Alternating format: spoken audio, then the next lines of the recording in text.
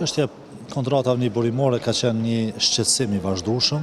për shkak se ato janë kontratat të cilat i janë dhënë operatorëve ekonomik pa respektuar procedurat e prokurimit publik. Pra janë dhënë kontrata me negocim direkt. Dhe këtë çështje kemi shtruar edhe në mbledhjen e fundit të Komisionit për Mbikëqyrjen e Financave Publike, ku kemi kërkuar sqarime nga auditoria përgjithshme sepse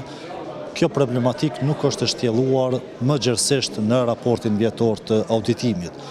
Problemi me këto kontrata qëndron në ato se ato do duhet të jepeshin kur ka situata emergjente apo kur nuk ka mundësi që operator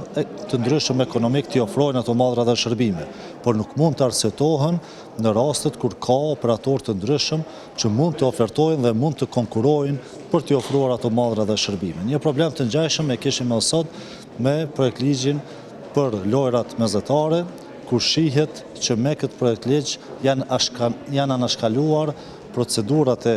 prokurimit publik, ashtu siç e sheh ligji për prokurimin publik, dhe synohet që të jepet një mandat qeverisë që të përcaktojë rregullat të veçanta të prokurimit. Dhe këtu ekziston rreziku që edhe kontratat që jipen për organizimin e lojrave mezetare të përfundojnë duke u dhënë me negocim direkt me procedura, jo ashtu siç janë të parapara me ligjin e prokurimit publik. Zgjedhja është që duhet të ketë disiplinë, duhet të ketë respektim të ligjeve dhe në rastet kur ligjet nuk respektohen, është përgjegjësia e prokurorisë të hetojë këto raste dhe në rastet kur